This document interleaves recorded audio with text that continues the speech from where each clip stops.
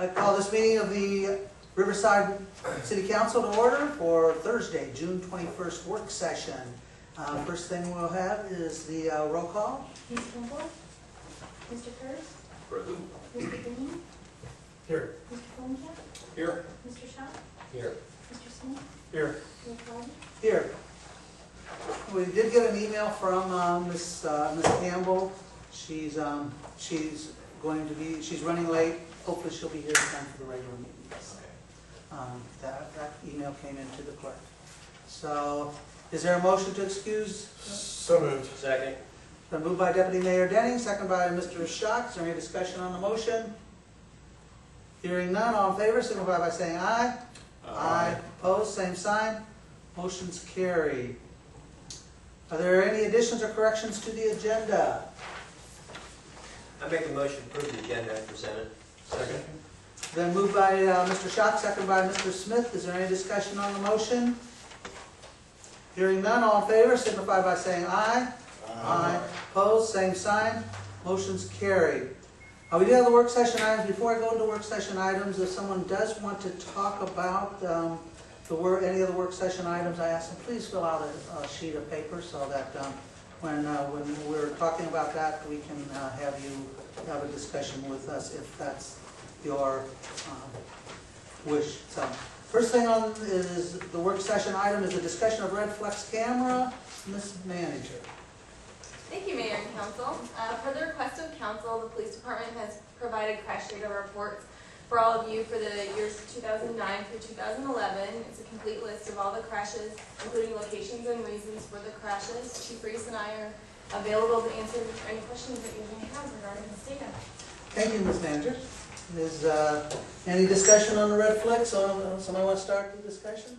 Yeah, Mr. Mayor? Mr. Shaw. Yeah, I was the one earlier, that brought up the whole idea about, having Netflix and thinking that would reduce, severe accidents in our intersections here in the city. After reviewing all this data, thank you, Chief, for, putting it all together, I don't think we need it. It's not worth our time having it, implemented into our city. So at this point in time now, I'm not for moving forward with it. Thank you, Mr. Schock. Is there any other discussion on the item? Well, I want to say how great, how the information, I know that was a lot of information and a lot of work, Chief, so thank Cindy or whoever did this for us. But, and I agree to a certain extent with you because, most of them were rear-ender accidents, which weren't going to be helped by having the camera. Right. But the others, the only thing that got me going was the other cities all said that they reduced their accidents by a lot. But then we don't know what their numbers were. Right. Yes, Mr. Denning. But if you look at our numbers fluctuate. From what Red Flex told us, it would lower it by 33%. But if you look at our numbers can fluctuate by 33% in a year. Sure. Okay, so what are they gauging it against? Okay, and are they just using safety as a excuse for revenue? And that is my honest belief that they're using safety as an excuse to increase the revenue of those cities. Okay, now if we were able to do our, what was the tickets that we were going to give, the administrative tickets, okay? And our police officers were going to do it, and we were going to be able to do that, but the court system told us we're not allowed to do that. So, and we were being upfront, that was going to be revenue, all right?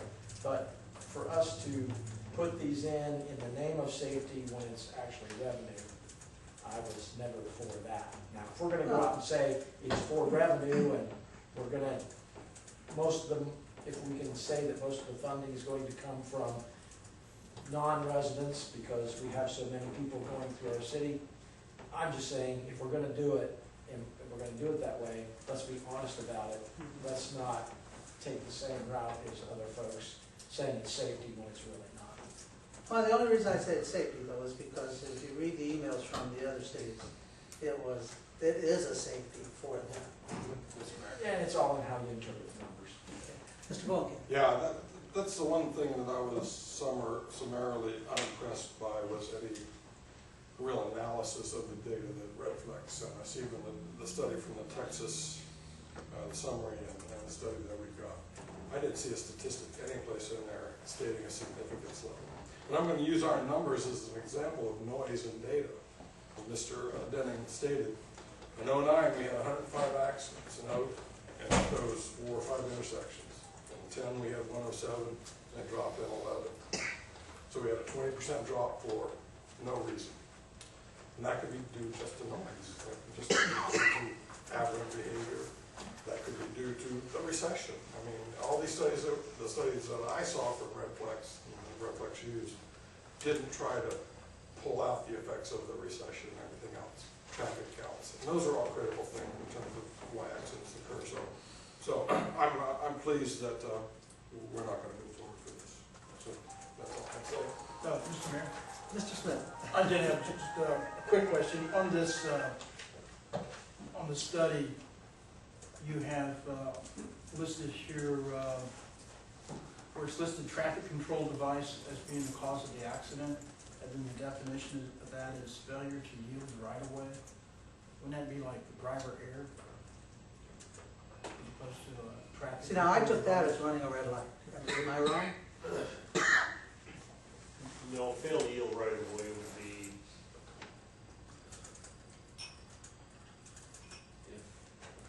if you were at a stop sign and you begin to proceed through the intersection and opposing traffic is not required to stop and you pull out at an intersection and they hit you, you failed to yield right of way to oncoming traffic. Running a red light would be the same thing. You failed to yield right of way, but that's defined differently in the traffic code as far as disregard of traffic control device. So, but fail to yield right of way is even in an open intersection, if somebody's coming from your right, they have the right of way and you have to yield to them. If you fail to do so, an accident's caused them or at all. So those are typical right of way violations. I see. I understand that. I think, well, first let me clarify what Councilman Denning was saying about it being for revenue. The City of Riverside Police Department and Council, we never considered this to be a revenue source. We was just looking at it as a safety issue. And I think the red light camera folks, I think they packaged the red light camera sales pitch around safety. But in the long run, it is about revenue, I would say, because the red light camera people, they're making the bulk of the money. The city would be receiving some of the money. But I think it's packaged as safety, and possibly in some instances it is safety for certain intersections and so forth. But I think overall, I think it is a revenue generating opportunity for the red light camera people, and very little towards the city, if any employee service. Just my thoughts. Thank you. Mr. Vulcan?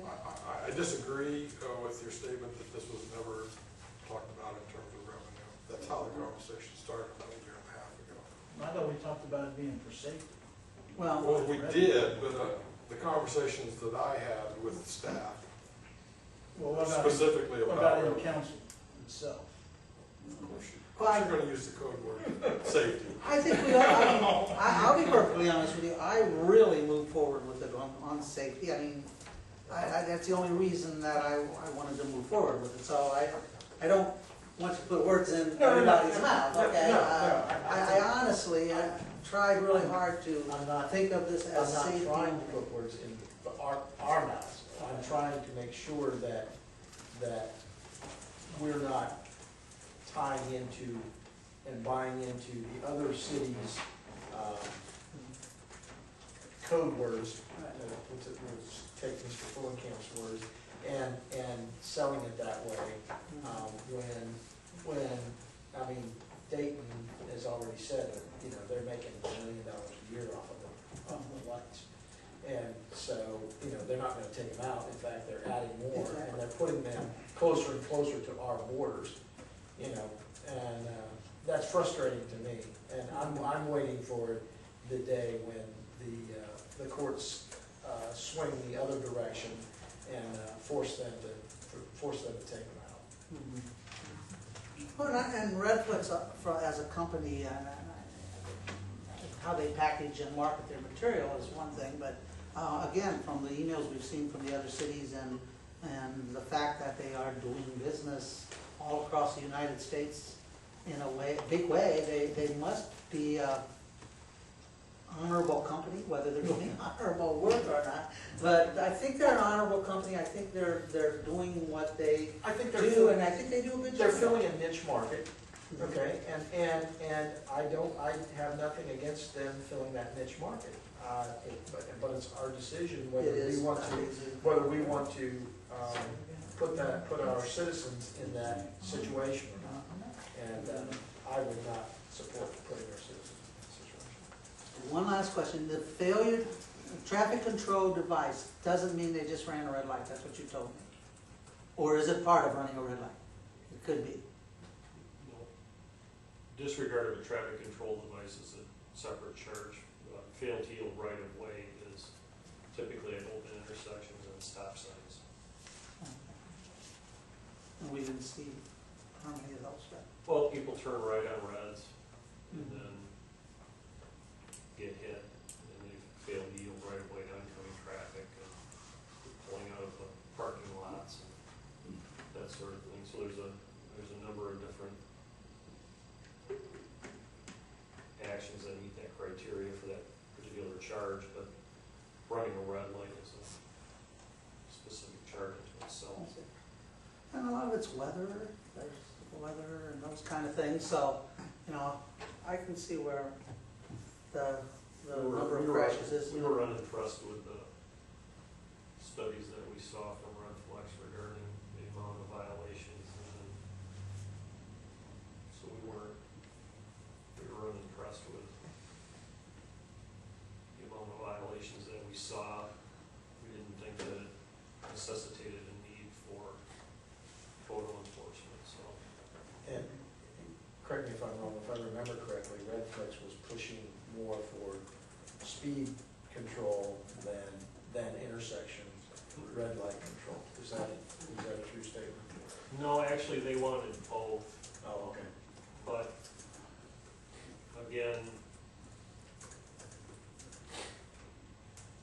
we simply looked at Redflex as a vendor. We weren't looking at the sales information that they were providing us to. I mean, we chose them as a vendor because they're kind of a giant in the industry, and out of the ones that we vetted, they were probably the best one to go with. But other than, typically don't rely on the information you get out of a company who's marketing a product. So I did look at their studies because they came out and ran the speed studies and the violation studies, which is nice because it saves us the time and the expense of doing it. But once I looked at the numbers and went through what they really meant, I was really kind of unimpressed with the amount of violations that we were seeing.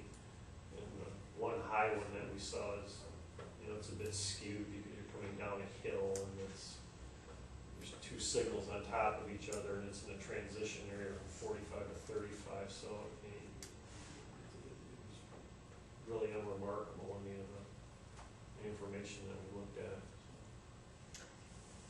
Mr. Folke. You're talking about Airway Road. Correct. You know, why do we not have a sign that says speed reduced ahead?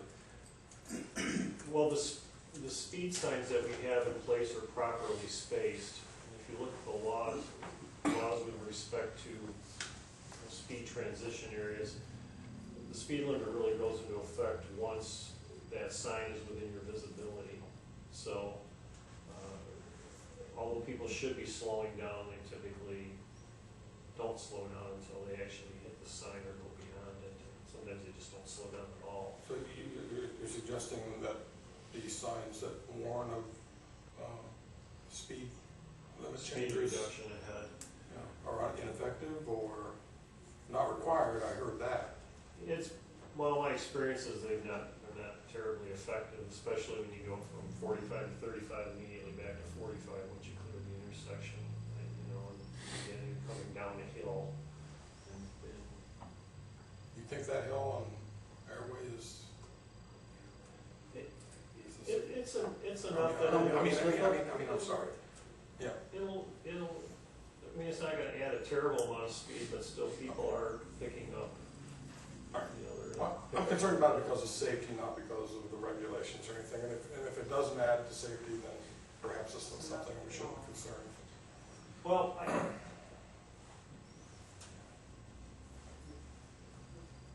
at least the data that I saw with the volume of violations that were there, the speed wasn't inconsistent with the 45-mile-an-hour speed limit, other than the 35-mile-an-hour speed limit for that limited distance. So,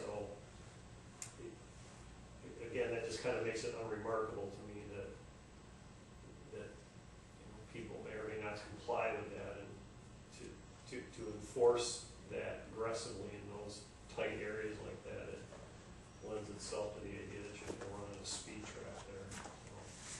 And at least my recommendation to the city manager was you just lower the speed limit to 35 all the way down to Harshman, or you just let traffic sort itself out sometimes. Mr. Flunk, which hill are you talking about there on Airway? The one coming from No, Southville or the one coming I'm from? thinking the wrong. No, I'm thinking the other direction, going north. He's stating that that's the intersection I'm concerned about, in that direction, going south. Well, and then what they're referring to there also is the red light that, Such as Airway. I did, I made a mistake. the red light that exists at the entrance to that parking area. Is that just prior to the parking area, and then when they end that airway, that's the 35-mile-an-hour zone. And we looked at the speed signs; they're properly spaced, and as far as the law is concerned, once you're able to see those signs, you're obligated to slow down to that speed limit. So we could have the signs there just as those are just advisory signs, so they're not mandated by law, whether they would be effective or not. We would have to conduct speed studies prior to putting them up, and put them up and conduct speed studies to see if they make any difference. So. That's all I have. Thanks. Thank you. Any other discussion? You need a motion to kill that? Not yet. I still have Mr. Cole wants to speak. So, I have a quick, the speed limit, or the sign that we have that tells people what their speed is, does that seem to be effective? Well, we use that widely throughout the city when we get complaints, in specific areas, and then if it's not being used for a specific area, we often have it on Harshman. Right, and my question is does that seem to help? I think it does in the short term. I think in the Well, long my term, point would be, I believe I've seen where they actually have speed limit signs, okay, that says speed limit's 45, and then right below it, it's a permanent unit that tells you what your speed is.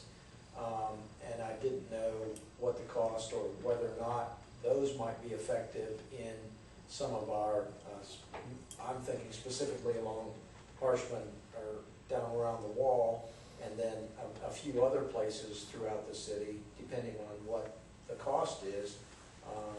I think that would be a better safety measure than putting in the cameras, and possibly even here on Harshman. I think the biggest safety measure we have right now on Harshman is something that I'm hoping will be gone by September, which is coming across Valley Street.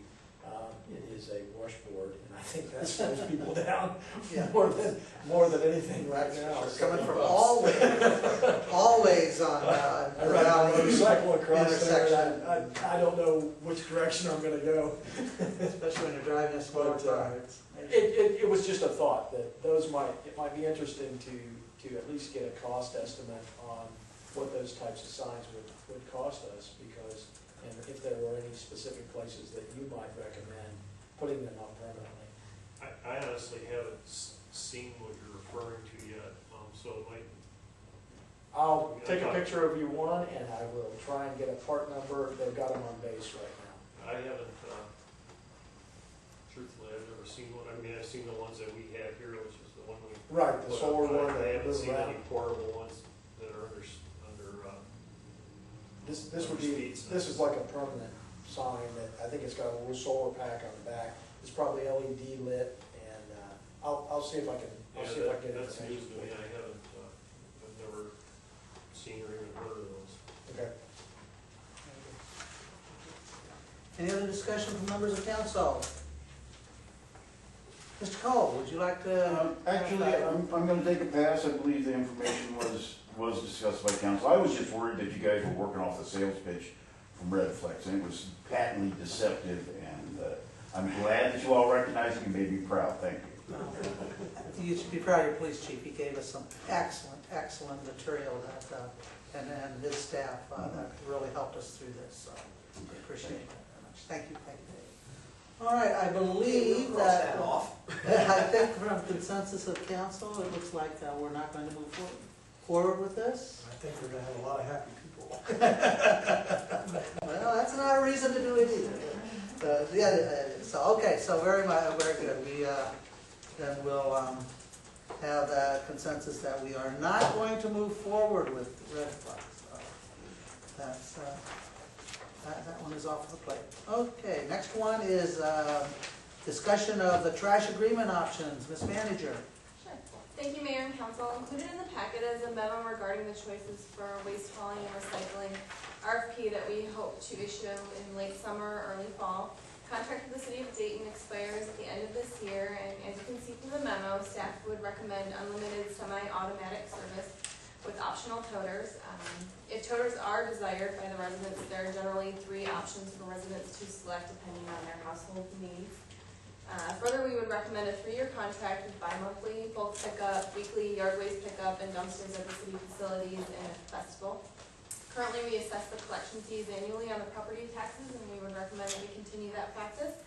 And I also have invited representatives from the City of Dayton, Waste Management, Rumpke, and Republic Services this evening. And with that, I'll take any questions that anyone might have.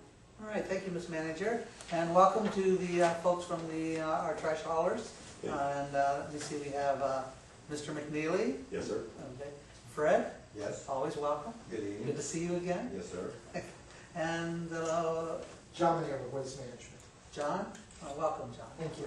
Very good. So, all right, you, as the manager said, we do have our options before us and a recommendation.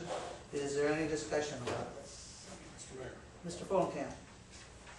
I don't know if any of the representatives in the audience can address this.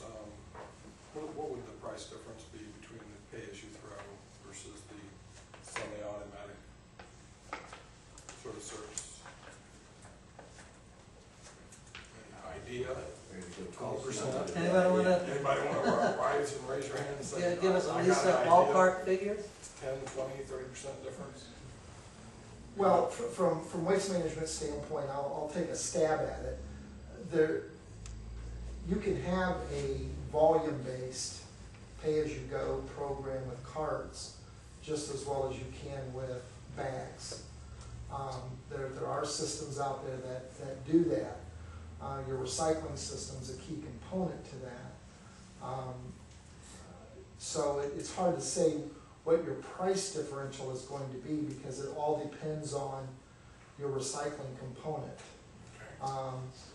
Our recommendation would be to, and I only tell you this because I've met with several communities this past week on this issue. We're converting several of our communities to cart recycling to boost the amount of material that they're recovering, and trying to reduce the size of their trash output, either through lowering the size of the cart that they would use or the number of containers. City of Rossford, Ohio, they have gone to a cart, or they're getting ready to go to a cart program. They're on a volume base. They have a 3-can limit. You mean the village of Rossburg? Rossford. Oh, Rossburg. Oh, I'm sorry. Rossburg is a mistake. I didn't know they had trash. Okay. So there are several communities out there. Of course, the village of Yellow Springs, they have a volume-based program where, you know, there's a certain amount of containers that you can put out. So it's really hard to tell you the price differences between those, because it's going to depend on how you package everything. Okay, so let's talk about the recycling component. I know the city of Dayton is doing a lot to encourage residents to increase the amount of material that they recycle. Has that been successful? We've kind of done what John kind of talked about. What we've done is when we instituted the 96-gallon rollout container, that was really been our biggest incentive for people to recycle more. Previous to that, we had a 22-gallon bin, so it was a very small bin. Once we implemented the 96 rollout, it would significantly increase our diversion. That's not what we wanted, but we are making some headway. So how can the city of Riverside play that same game? How would a city like Riverside accomplish those types of increased recycling goals? Well, I think as a council, I think you guys might have to decide, do you want to really force recycling upon your residents, or how do you want to encourage that? One, you can give people a bigger container, a standard container, I think will help. By giving people the option to bag it or tag it, I think you leave it a little more vulnerable for people not to participate. But if you give me a big container and let me know that, hey, you can put everything in this one container as a single stream, I think we all do single stream here, and maybe do what he said, give a smaller trash container to say you only allow one container, or we're going to give you a 60-gallon trash container. That can help you be creative and promote recycling within Riverside. So how much do you believe that an average resident will save a year once you're fully online with this? Well, for us, it's different. I can't really say for you guys how much it's going to save your residents. The way I encourage everybody in the city of Dayton is we pay $38.25 a ton when I go to the South Transfer Station for Montgomery County. So what I tell them, for every ton that we can divert from the trash into recycle, and we're saving that $38.25 a ton. So I'm truly promoting this one as a green thing. I want everybody to recycle and do good things with that. But the other piece financially for me in public works and in my budget, I let them know that's dollars that I can do other things with in my budget if I don't have to pay the tipping fee.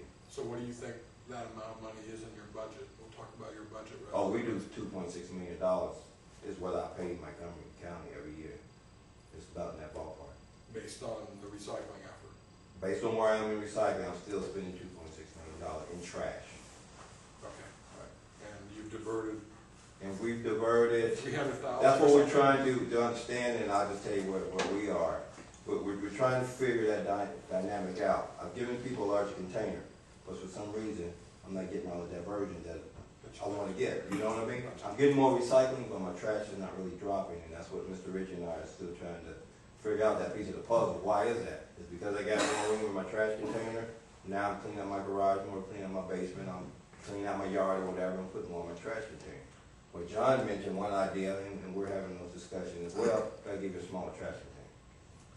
And that way I'm kind of forcing you more into the recycling. Instead of letting you have 2 96 gallons, which is what we have now, you have a 96 for trash, you have a 96 for recycle.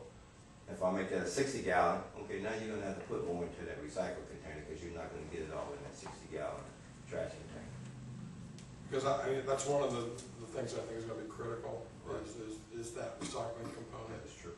And if we can get some suggestions on how best to implement it for our city, that would certainly be helpful for me to understand what works and what doesn't work in that regard. So thank you. I think when she read it off, your assistant city manager, that you guys leaving it right now as an option. The toters. Not as mandatory recycling, right? Right, we would want not the bins, but the larger toters, but it would still be optional. Okay, thank you. And to that point, I mean, we do allow, the city of Springboro recently went to cart recycling. They're another community. They're doing every other week cart recycling.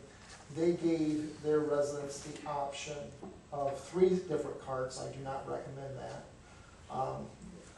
I'd say 2 sizes is okay.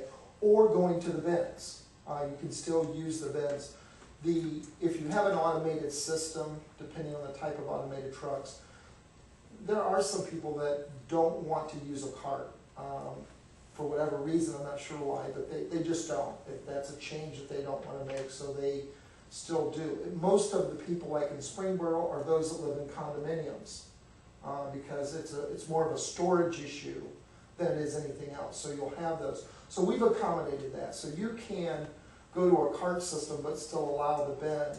Our experience has been, and it is interesting, Mr. Sol brings up a great point.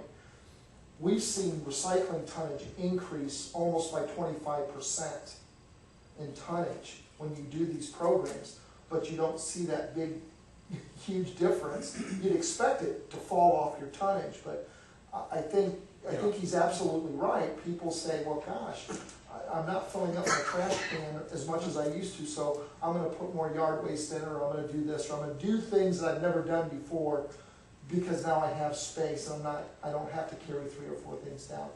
The other thing that I can tell you, with the carts that we found that we weren't quite expecting, people that never recycled before will tend to do the carts because there's an anti-litter part to that.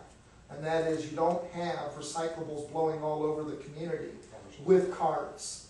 And that is a huge incentive for people, because those people that, well, I'll recycle because it's the right thing to do, and they go out and the next thing you know, it's all over their neighborhood. That is very frustrating to people. And so those types of carts really help play onto that. Again, I think you can accomplish the increased recycling program by the utilization of carts, but make it flexible enough for your residents that they don't want to use that cart, that they can still use the bin if that's what they so choose. And most programs can accommodate that. One more question, and it's for anybody out there.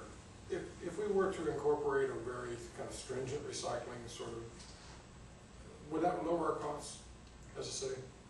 Is it something that's, would lower your bid? I guess that's what I'm asking.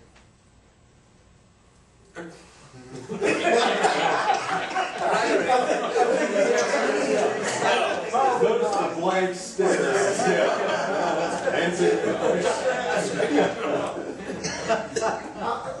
Let me answer by giving you a community. That way I'm not telling you anything. City of Rossford, the one that I mentioned earlier. The city manager there used to be my boss when I worked for the county commissioners up there. And he came to me when he became the city manager there and said, you know, we've got budget issues and I need you to help me.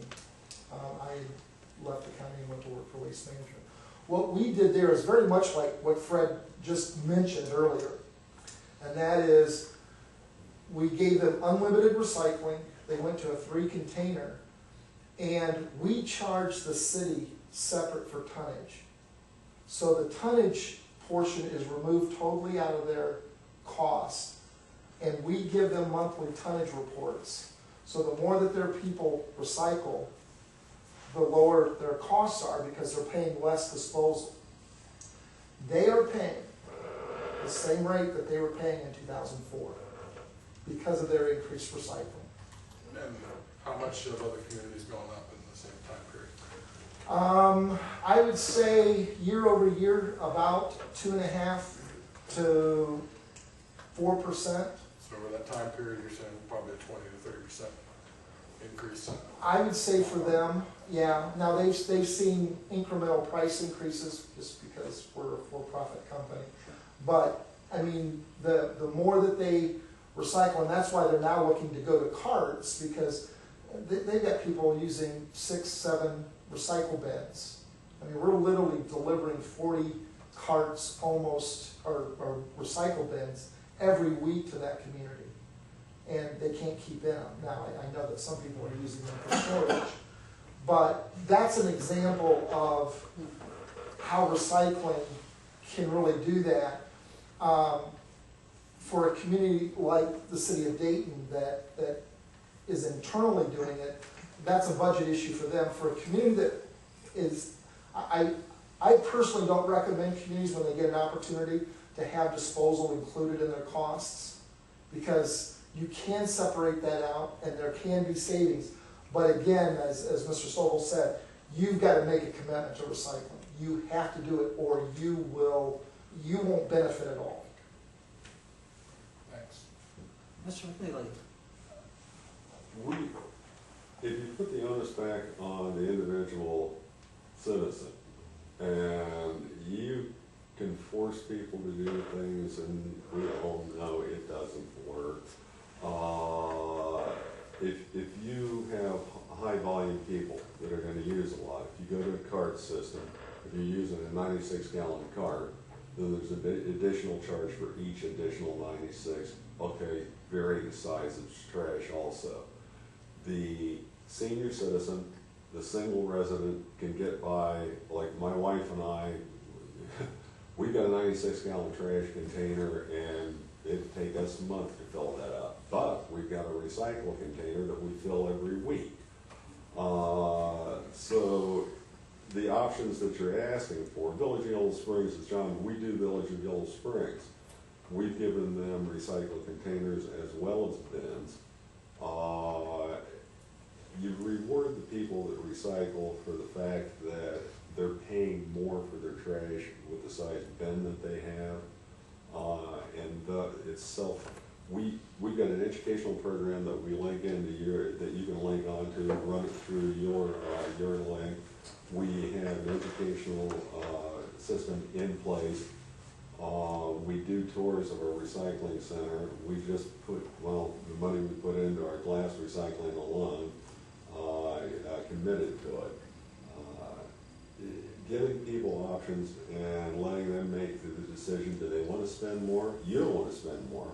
But giving them the option of, if they want to spend more, fine. If they want to recycle, fine. We'll educate them to recycle. We have the tools. But I'm just saying, it's America. I guess I'm piggyback on your question just before we go. So if we would get a smaller container instead of the large, the 96 that we have now, would you be able to bid that cheaper, or would that not matter? And any one of you can answer. Potential, I think I can speak for it, but it could be a potential for all of us to look It has a potential of being, That'd be a potential. so if we would do like, for example, what Dayton does, only we would get a smaller trash container, toter, and the regular 96-gallon recycling, there is potential savings to our residents. Well, you got a variety, even on the recycling. He brought up a good point. We do a 96 and a 32, just for scenarios he just described. I get the calls, it's just me and my wife, or it's just me, I'm a single person. I'm not going to do a 96. So we have a 32-gallon option. So you can do that on both sides. You can have a recycle, you can have a 96, you can have a 60 or 32, and trash you can do the same way. So it's just how you want to mix it up. Mr. Manager, could we do that as a city? How difficult would it be for us as a city to determine who wants a different size trash bin and put it on the taxes like we're doing it now? Is that something that we could do? We could do, so you're talking more of a volume based. Right, It would be a like give them a limit, 40, whatever. yeah, 40-gallon toter and a 96-gallon toter for recyclables. Yeah, we would have to look at that, because we would need the resident to make that selection and then figure out if that would be possible to put that, assess that back on their property and separate it that way, since it's the same price for everyone right now. But we could definitely bid it that way and see how it goes. Well, right now, okay, the baseline price is whatever it is for everybody, okay?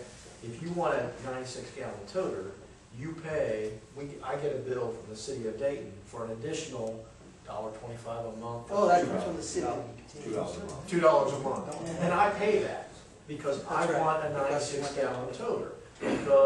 Because the last time this was brought up, y'all decided that everybody didn't want a toter, so only those that had a toter would pay, and they would pay that extra. And I'm willing to pay that extra. Because I don't want to tow. So I think that is more, that is more reasonable.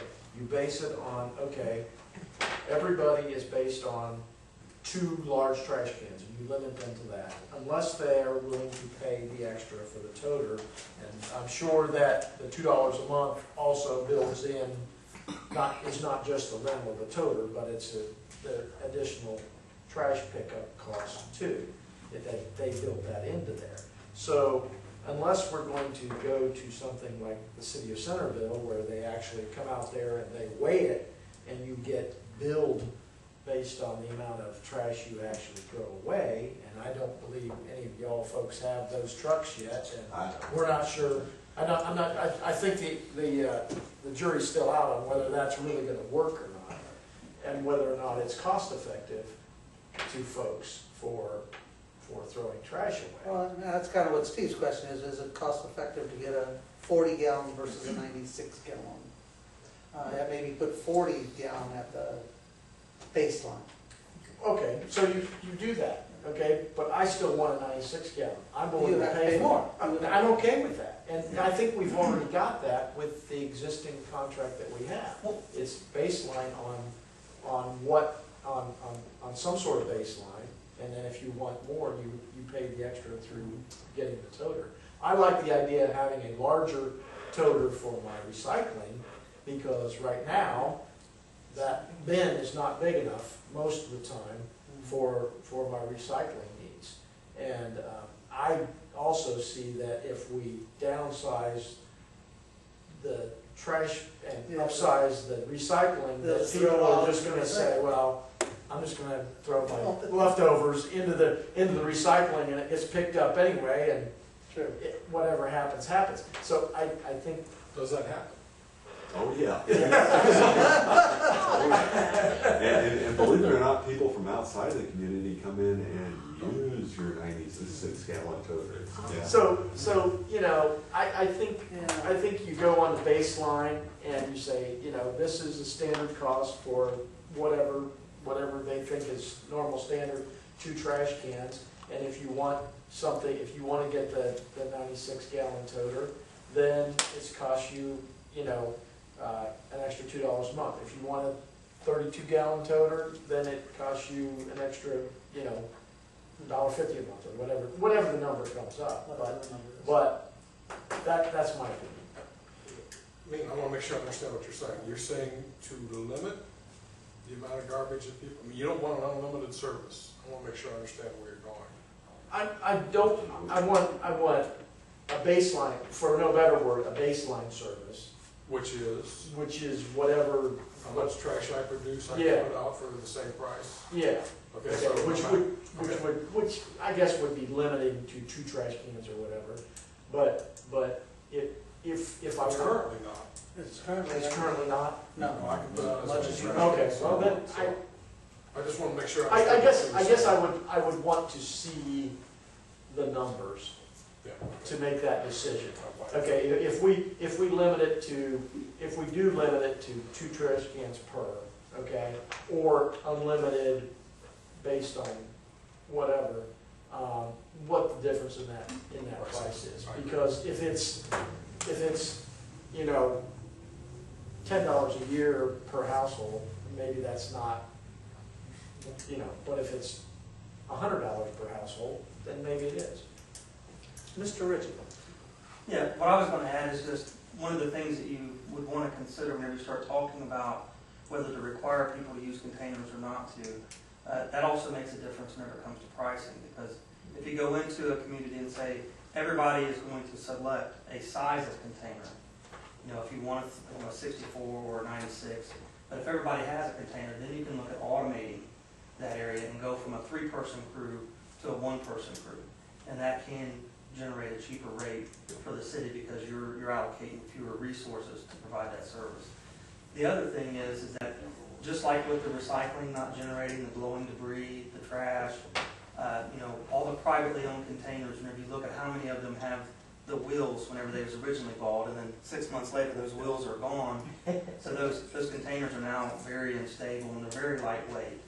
So anytime that you have high volume of wind or gust of winds, those containers blow all over the place, where the larger containers do not. So it does help with the appearance of the community whenever you have the trash out. It does help with reducing the amount of loose debris and stuff that can blow around. So there's definite benefits to having the containers. Just one other benefit, I think I can speak for all of us, you making a good point on the container. I think all of us use a container probably has at least a 10-year warranty. So as far as any issues with containers, we can do repair or replacement because they pretty much come with, I think that's industry standard, about 10 years for all of us, right? Mr. McLeavy?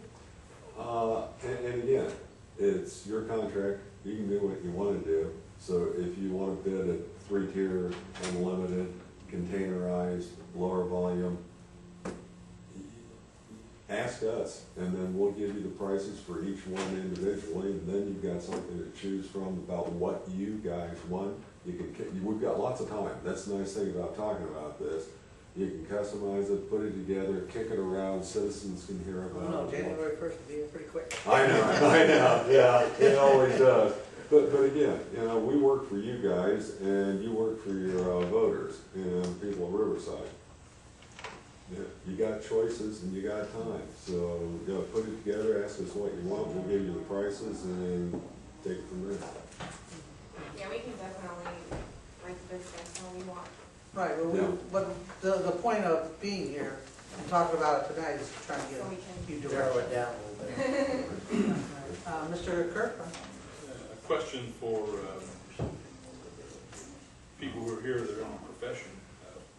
In the communities where you have a volume-based program, some people have a smaller size container. How do you manage that from the standpoint of, I suppose it's an honor system to make sure that people adhere to what they signed up for, but where somebody puts out more trash than what their container will hold, do you just not pick it up that week? You pick up the container, but you leave the bag. I'm assuming you have a bag. You leave the bag there, you pick up the container. Well, speaking for us, we put a sticker on it saying, if it's outside the container, this is what you're paying for.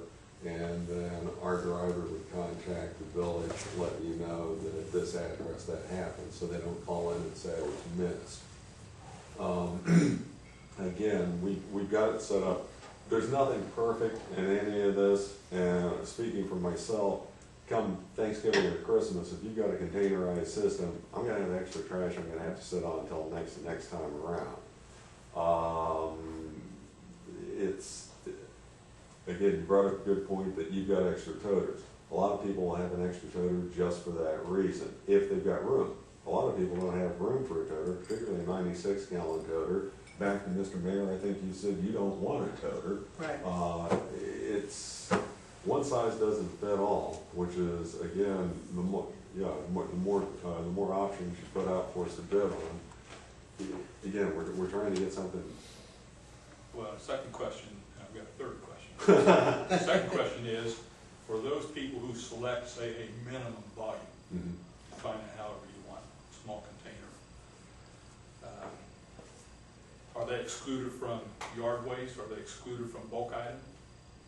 Back to how you write it. If it's a bulk item, unlimited, how's it picked up now? Do you call it in? Is it picked up monthly, weekly?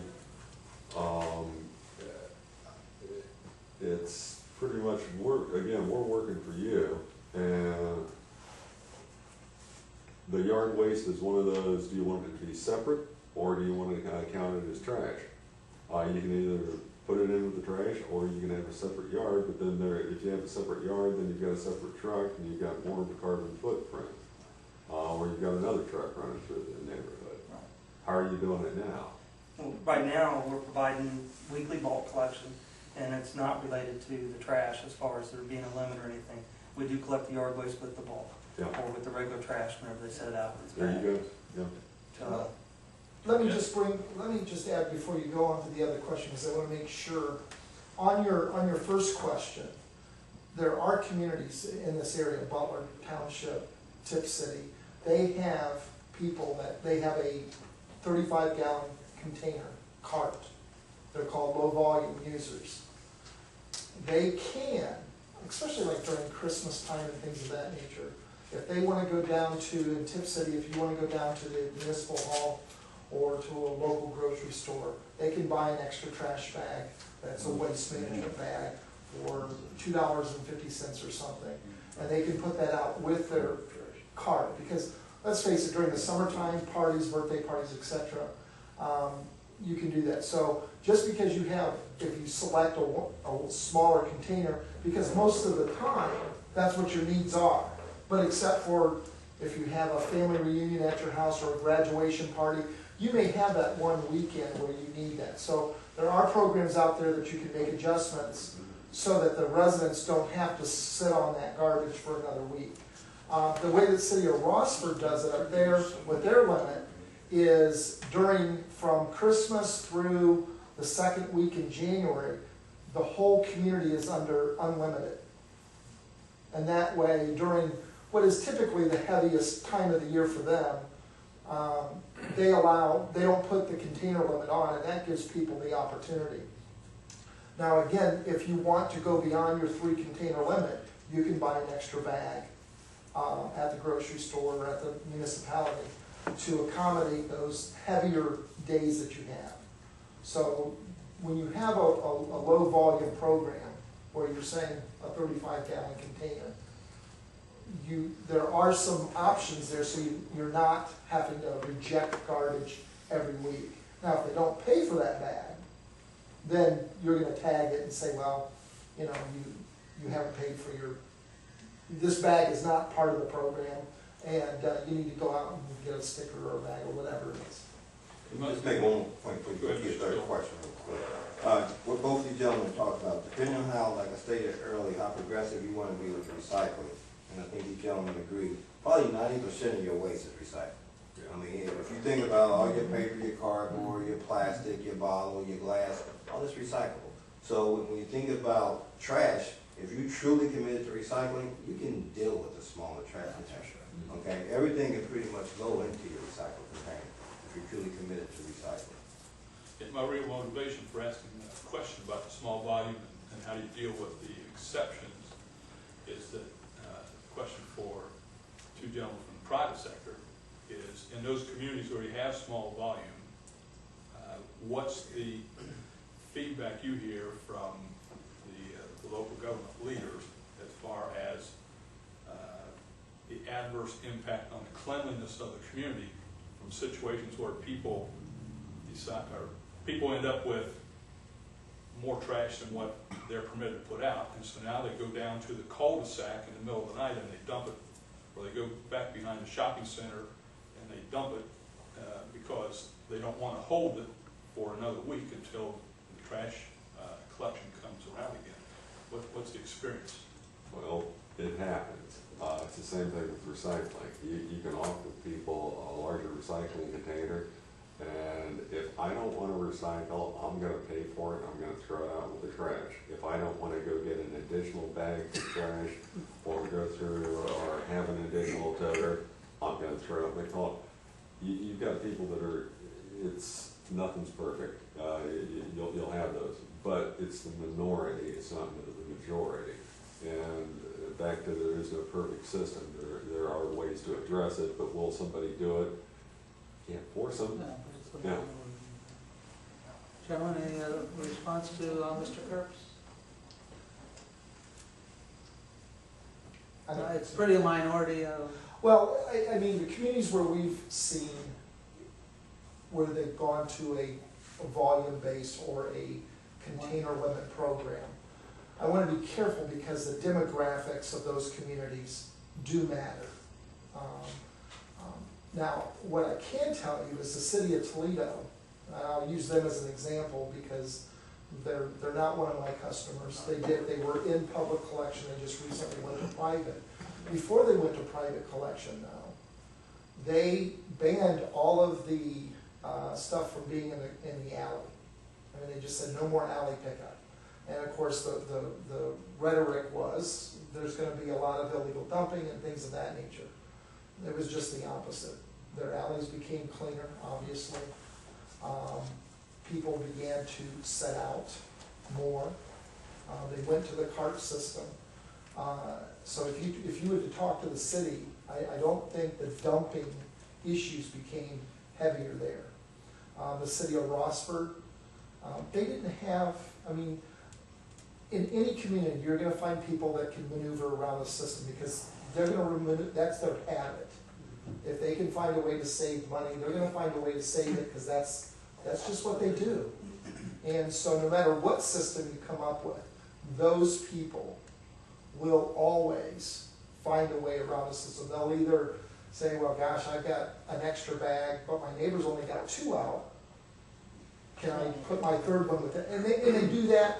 It doesn't really make a big difference in the system now. But people are always going to find ways to maneuvers. But in my opinion, based on what I have seen over the years, both in public and private, the systems don't materially change. Matter of fact, what I've seen from big communities and small communities, when you go to a cart system with different sizes, giving people, and I agree, you should always give people options because no 2 people are the same. Your community becomes cleaner. You do not see as much litter. And I'm a councilman where I live, and we have carts. So I'm a little biased. I've got a big bias towards carts because I hate litter. I just don't like it. And the communities where I've seen this program up in Minnesota, the East Coast, West Coast, carts are the answer. The one thing that I would say is if you do look at going to carts or automated systems, consider a 5-year contract instead of a 3-year. Pardon? We've been doing 5 years. Okay. I thought I had heard 3 years. Right. Okay. Oh, I thought This is we proposed. We do have a 5-year currently. That's what we've always been doing. We had, I think, Mr. Stovall, didn't we have a 3-year with 2 1-year items? We have to have 5 5-year, 3 options. Okay. and the 5. And I would agree with John on that, and just to elaborate a little bit more, I think what he was getting at is the cost of the carts. Whenever you enter into an agreement, if you do a 3-year agreement, well, then now you have to factor in recouping the amount of money that you spend on the carts in a shorter time period. So that means that you're going to have to increase the cost of Does that the 3-year city period. have a cart system like he's talking about? Yes. Yes. Let me ask you a question. Mr. Smith. Go ahead. Are you? Okay, Mr. Smith? Oh, yes, I have a few questions. Could you explain this cart? I'm not familiar with the cart.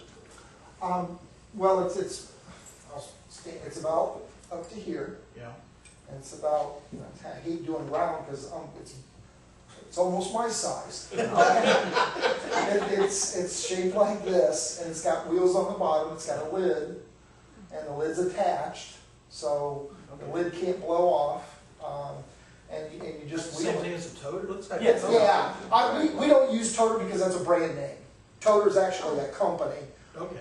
In our so it's a industry, toter. yeah, in our Yeah, it's a industry, toter. it's a cart, because Toter's actually a company. And, Oh, I see. Okay. and that's not who we buy our Carts. Toters with a small T from. It's a toter versus toter LLC.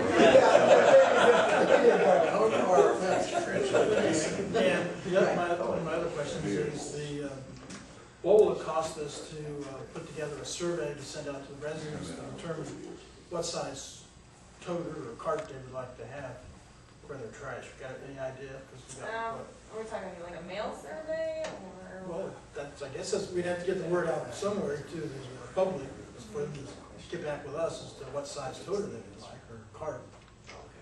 So I'm I not think sure we need they to look would at, know. I think we need to look at the cost there. I mean, one way of doing it is we just do an RFP and we bid it and have all of the options for the toters, and then when we make that selection of whatever company we choose, the company does that for Okay. us and finds out from the resident All right. what toter you want. Okay, that's good. Or cart, I Cart. mean, sorry. You can use We're it, okay we with just that. don't. We're Either either.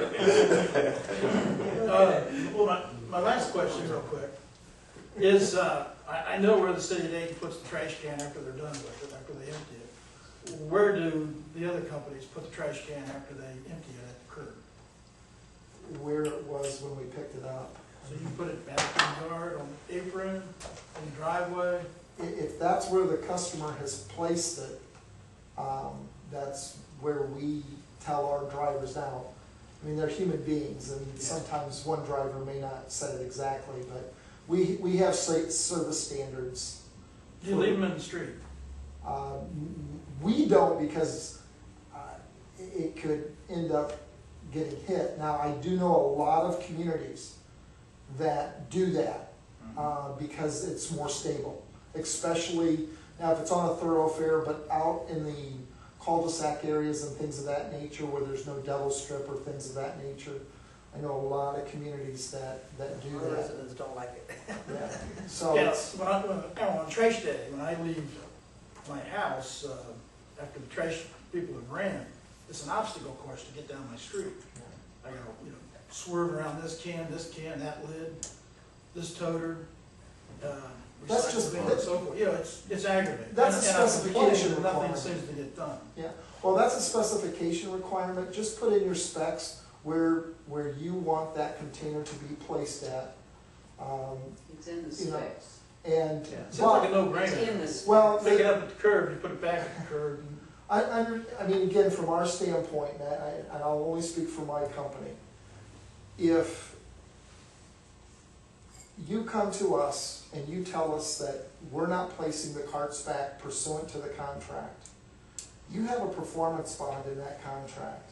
For a company like ours, the size that we are, if you threaten to pull that performance bond over carts being not being put in the street, I can guarantee you my district manager, myself, every available staff member will make sure. We cannot afford to have a performance bond pulled. You're talking, if the city of Riverside pulls a performance bond on a company our size, that reverberates throughout the industry. I mean, my competitors, I'm sure, will not give me a pass on that my performance bond was pulled. So my recommendation to any community is, and a lot of communities have this, they have penalties for failure to perform. Not even the performance bond. Tip City, they have a $500 penalty. If you do not comply with their service standards within a 24-hour period of receiving a complaint or fixing the complaint, within that 24-hour, you're fined $500. And they don't send you an invoice. When we submit the invoice, they take it off of that payment. Now, I can tell you, that's never, and you can call them to check on this, that's never happened to us. But those kinds of things are very common in governmental specs, to have penalties for service types of things. The biggest one, of course, at the end of the day is that performance bond, because it is, you can have a $100,000 performance bond, which isn't very much. But the thought of having that pulled against us, that's billions of dollars in business. So they're very powerful. Okay, thank you. That's all I have, Mr. Mayor. Thank you, Mr. Smith. Deputy Mayor? Two things. The recycling bins that we have from Dayton say glass, metal, plastic. So that's all I've been putting in. But you just said paper and cardboard too. But I think most folks read the side of the recycling bin and only put that in there. So I think we need to educate folks a little bit, number one.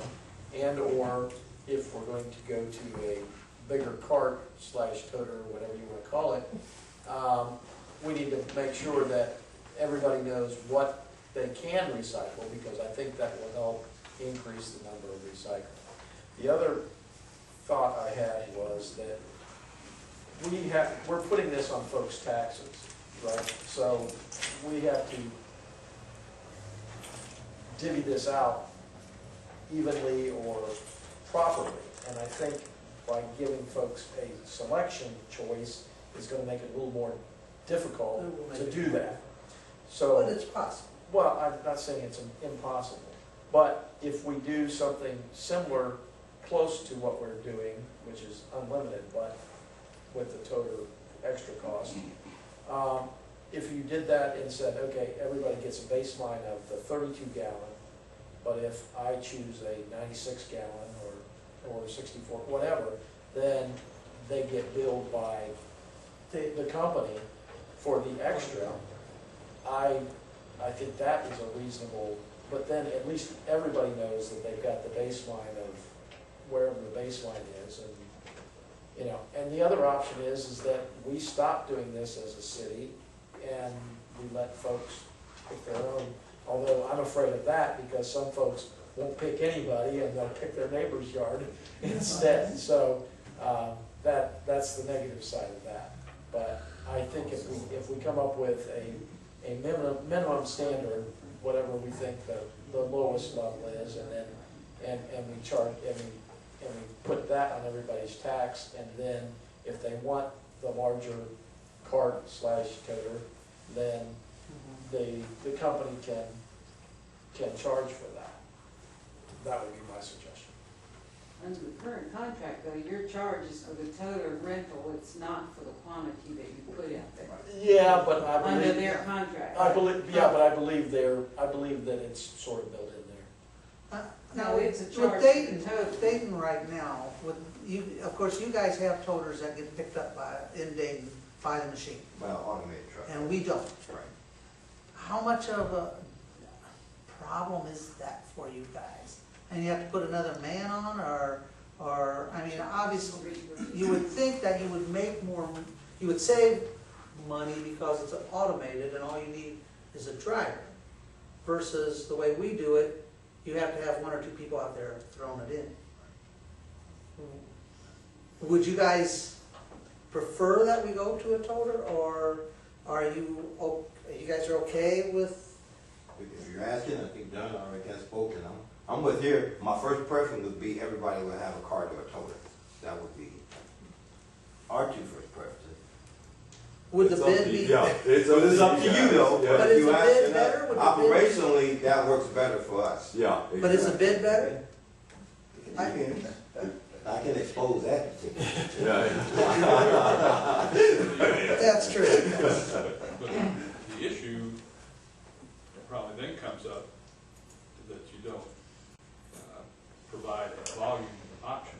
Everybody gets the same size toter, Right. Right. and they get the same fee. Every property owner gets the same monthly, quarterly, but the same fee because you only have one size toter because it fits the specs of If that's the your truck. decision to choose. You can still have multiple size toters. Right, you still have the site. And the truck can dump. Right. I mean, the toter, you either have one this tall or you have one this tall, and they're all picked up by the same machinery. So we could still have the baseline Baseline lower. 32 gallon, and if somebody wanted the 64 or 96, they could pay the rental or the extra cost, however they build that in for the larger size. But if you do that, then those weeks that you have extra trash and you put it out there in a bag, the trash doesn't get picked up. Right. Because the arms of that truck won't go around that. Right. bag. And I think there's an understanding of citizens. Dayton citizens have gotten used to it. Not all of them like it, like you are thinking, no, they don't like it, but they do get used to that. Well, yeah, we all, because one of my questions is going to be, because we all get the issue of citizens who contact us and say, well, I go to Florida for 3 months in the winter, and I don't want to pay for trash pickup during those 3 months. And you don't. I mean, most communities, We do. Yeah. Well, the issue is in your base, in your bid, based on, depending on the size, or independent of the size of container. Do you factor in, or how do you factor in what I'll call the opportunity cost? And that is, there's a cost for that truck to go up and down the street. Doesn't matter how much or how little trash somebody throws in. There's a basic cost to the service provider So that truck could go up and down the street. And you all don't know when somebody's on vacation in Florida for 3 months. You don't know when they go, when they come back. And the question is, how do you maintain, how do we as a council maintain fairness in the system so that the people who don't spend 3 months in Florida aren't subsidizing those who do? Most communities that we work with have vacation hold requirements. So when that resident goes on vacation for 3 months or 3 weeks or whatever it is, their service, just like their, newspaper or mail or whatever they want to do, they put that on hold, and they don't get charged for that time that they're off. So their service is literally put on hold, and they are not charged for that. But the question you're asking is, the truck's rolling up the street, we've already amortized that into the overall cost of the contract, and what makes that fair for everybody else? Well, that's the way the contract works. It's called a snowbird. Those people don't pay for their trash service, but the truck still rolls, and that's amortized into it, and it's Part of. part of doing business, yeah. Same thing like you said, if you go on vacation, the mailman goes up and down, the milkman, whatever goes up and down. Yeah, you still have a... Milkman, I know, I'm old. Yeah, because you look at all the other utilities, there's still a minimum charge for electricity. Right. Minimum charge for gas, minimum charge for sanitary sewer, Yeah. minimum charge for water. Exactly. That continues whether you're in Florida for 3 months or you're here. Yeah. Well, my big problem with the toter is I don't like the big toters because they're so big now. The other side of the coin is you can't use much in it. So, I like to bring out 2 small trash cans versus 1 big toter. And, and last time we bid it, the bid was pretty good for trash, and then like Mr. Deputy Mayor Denning saying, you just add $2 more for the toter. I personally like that contract, but I just I don't like the big toters. But again, there's issues both sides of that.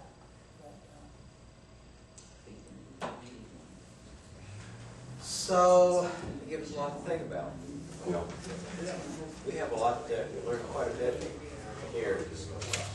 Yeah, this is not something we need to sit back and think and get our ideas what we want. I made a lot of notes, which is very seldom I ever do. On it. This one is pretty much educational for me. So I would rather sit back and get all these thoughts put together on a piece of paper, and then we come back at a later time and see if we can get the perimeter laid down for contract bids. Mr. Cook?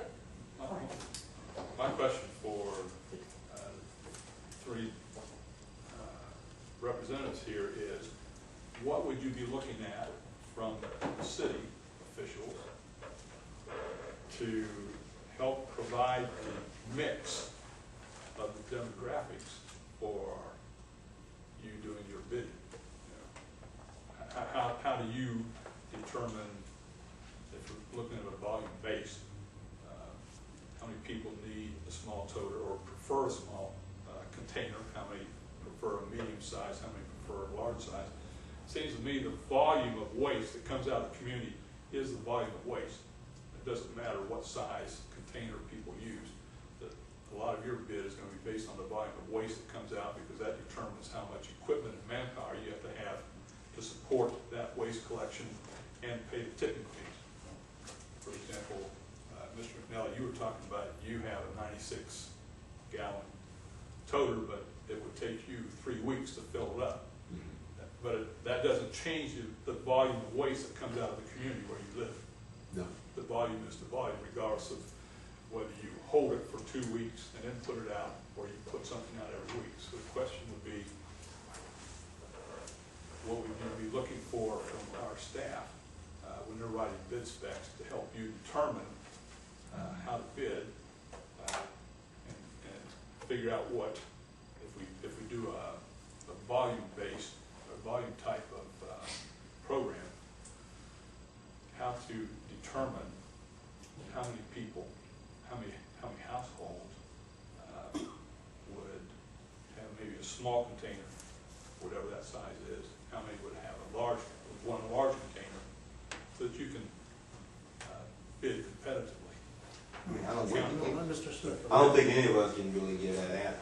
Yeah, Because, yeah, that's really gonna have to be options. I mean, we can all probably give, like he said, give options. These are the 3 container options, and I guess we're gonna look to you guys to kind of know your constituency, what they may want. But it's no way that we can know how many people are gonna want a small, who's gonna want a 40, who's gonna want a 64, who's gonna want a 96s. Unless you do the survey, which, you know, to get some feel that was brought up earlier. That's it, we got operations that'll drive around and kind of look at communities where the heavy trash is, and et cetera, and where the apartments, just to get a feel for it, but we'll get numbers from you guys about how many.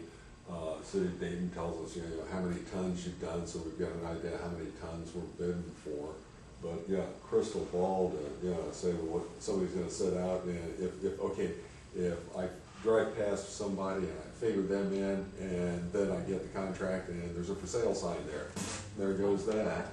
You know, it's, you know, but you hit the nail on, there is a baseline for operations. We all have to pay for the truck, the salary, the insurance, etc. The only thing will be recycling would throw that off. Exactly. Exactly. And particularly if we're gonna increase the That recycling, baseline off. like all of us, you know, again, want to increase your recycling, because again, we're all facing the fact that less trash is better for all of us. So, Mr. McNeely and John, now, do you guys have trucks that just pick up the cart and dump it, or do you always have a person dumping it in the We're truck? automated. We've got trucks that do both. Both? We've got trucks that are automated, we've got trucks that are automated, but you can still throw individual bags. I mean, trucks are pretty variable in the industry now. I mean, in this community, well, I almost said something I didn't want to, almost said what we could do. Well, it's not gonna be a trade secret, but, I mean, there are, if, depending on what system you guys wanted to go to, and there was a question asked earlier, what would, you're gonna get your best bid when you limit the variables. Right. That's where you get your best bid. When you have us guessing, we're gonna protect the numbers, because we can't afford to lose money on contracts. That's not what we do. So the fewer variables that you have, the better your numbers are gonna be. You can't worry about if people are gonna recycle more. We'll figure that out. I mean, gosh, everybody that's in this room can pretty much tell you, based on their knowledge of the industry, how much trash is gonna get recycled if you go to a cart recycling or if you stay with what you've got. We can figure that out. When you start going with multiple options, and you don't have, I'll go back to Yellow Springs, we'll use that model. They know exactly how many customers use 4 bags, 3 bags, or 6 bags. Because when we do the bid, they give us those numbers. So that takes the guesswork out of it for us. In your situation, you don't have those, getting back to the word, the baseline, you don't have those numbers. So we're going to use our expertise, the best that we can, to try to determine, okay, 75% of the people are going to be low volume. Of course, that's not the right number, but I'm not going to tell you what we believe it is. But there are some industry things that we can look at if that's what you're going to bid. Now, I can tell you, the more variables you have, you can also lose bidder interest, because some people say, I'm not willing to take the risks on this. The risks are too high.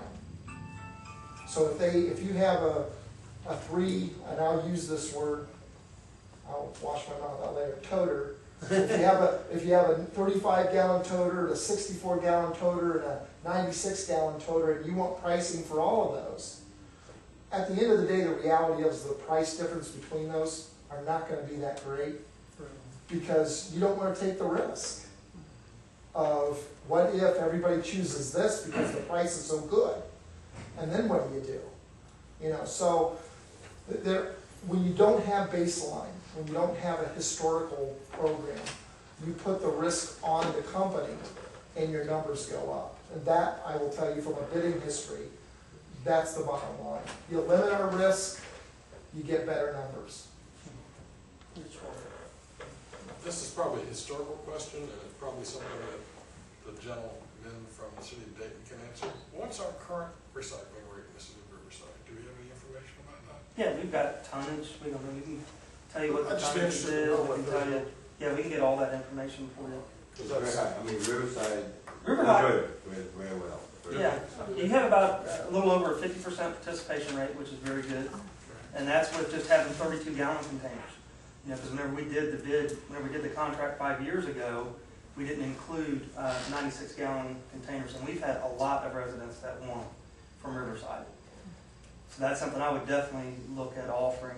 I can tell you, I've talked to a lot of residents from Riverside that want those.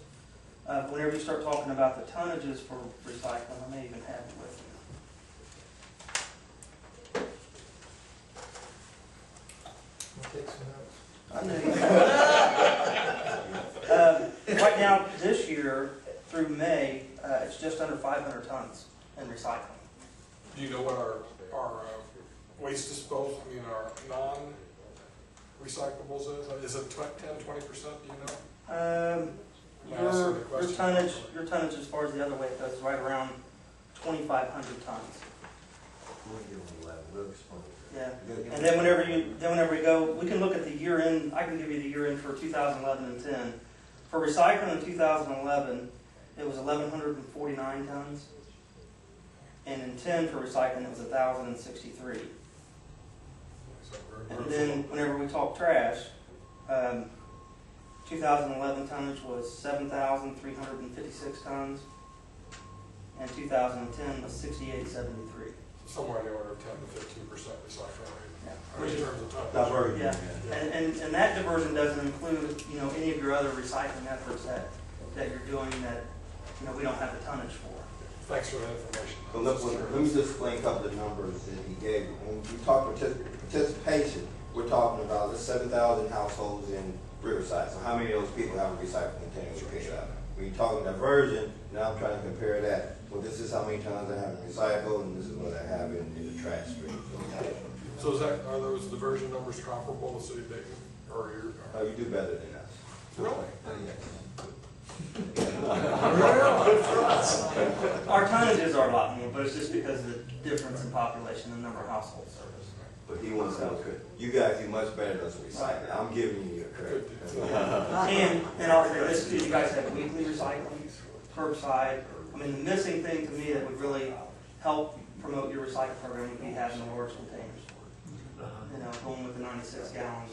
And I don't know which size bin that you have. I've got the really small about this big. Yeah, I got it. Okay, and that's the old ones. All the 32s that we have now and the 96s, they all have all the information on it. They also have a color-coded sticker with icons that show the paper and all those things. So it's a lot easier for people to determine what's recyclable and what's not. So I think what you have is what we originally handed out in Right. 07. And it's still in good shape. It's not. That's hard to believe. Those things, The other thing about automatic pickup, we don't have curbs and gutters. right. In a lot of So, areas. so when you come down the street and there's a toter there, does it, Ours are toters. Thank you. Ours does are the toters. machine pick them up then and the guy just walks No, over? we do a semi-automated route here. In Riverside. Riverside. In Riverside, it's a rear load packer that has, we call it tipper assist. So the ground person still grabs the container, pushes it over to the truck, hooks it up to the lifting mechanism, operates that, empties it. Yeah. I see, but in Dayton, We use both in Dayton. We We do have both. automated routes and we have semi-automated routes. About 40% of Dayton, 42% is automated, fully automated. So that only one guy's driving a truck. one guy who's driving on the right-hand Why side. don't you have all of it? We have alleys, you don't. That's the reason why it hurts me that you guys are not automated. You know, because it really, truly, Riverside is laid out and is set up and would be ideal for an automated type of collection. That's it. Yeah. So, So the other guys would get a good, better bid with it. Well, that's interesting. Well, I gave them up already. What's it cost you to buy those trucks? Buy them used. Mr. Kirk? Mr. Stowe, well, Yeah. for those properties, what, for those automated routes, how do you handle yard waste? Outside of the bid. Yeah. You know, toter, they just throw them all together? Well, we don't collect yard waste in Dayton, but we do collect bulk. So you can schedule it as bulk, and then there's a separate truck that picks it up. So, and then we also do have a landfill that if residents want to take it to the landfill as opposed to waiting for the collection day, they can take it there free of charge. Not landfill, compost. Compost. It's located at our landfill. I can't break the habit of saying. So we have now, and we can have bulky waste pickup every Friday if we call and say. Right. But you guys in Dayton, in Dayton you only have once a month. Correct. So if we would go to once a month, I'm guessing we would get a better rate also? That's, and again, like he talked about. We'll take a look at the spec. Yeah, whenever we start talking about those things, whenever we know what you really want, and we can adjust the staffing levels to accommodate it, and we can, look at how many miles we'll have to drive to get those stops. If you're only making that trip once a month as opposed to once a week, obviously you can save money. And you guys only do recyclables once every 2 weeks, right? Indeed. And we do it once a week in Riverside. So we have to think about something like that. Would that help you guys at all? That cuts your costs down. Yeah. And honestly, what we've seen in participation though, is it confuses people. If I put my trash and recycling out every week, I put my trash and recycling, now I gotta remember when to put my recycling out, and actually we've experienced where it lessens participation. Would it lessen the cost? Yeah, but is it gonna help the program to recycle? Not necessarily. And I agree 100%. With all due respect, I would disagree with that, because we've done every other week programs for a while. For recyclables? For recyclables. Okay. City of Springboro does it, and I don't think that they're any more educated than any other community. They're bright people down there, don't misunderstand me, especially if they're watching. Very bright people. City of Oregon, it gets back to what Deputy Mayor said, and that is education.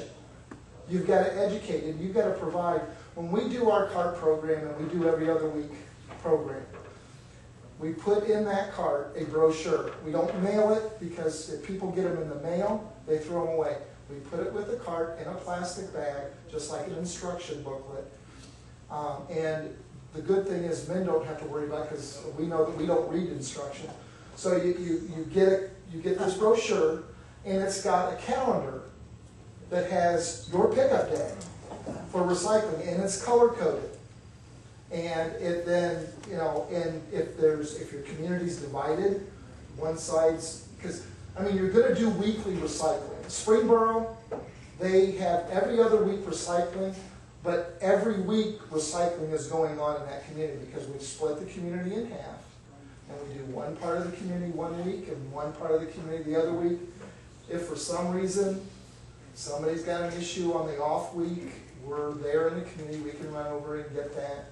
But we have not experienced the same thing that my competitor has of it. There's an initial, confusion. I'm not gonna act like at the beginning of the program, people aren't confused. They are. It's about a 3-week period. Because people see their neighbors putting it out. We just implemented it in Butler Township. Again, you're still gonna have issues. People are gonna be frustrated because it's a change. Anytime you have change. But as far as getting confused on what days, the education material is there. Most communities have it on their website. Most communities that have cable have it on their cable. So education is the critical part. And again, it's just a cost factor. You can do it weekly, and we're happy to do it weekly. It's just going to cost you more, and you have to make the determination if that matters to you. To hit key points, all the educational things you mentioned, we do those for the city day. We send an annual calendar out to our customers, and They can go to the website and all that and figure out their bi-weekly schedule. We all do it. Yeah. But to answer your question, yeah, every other week's cheaper.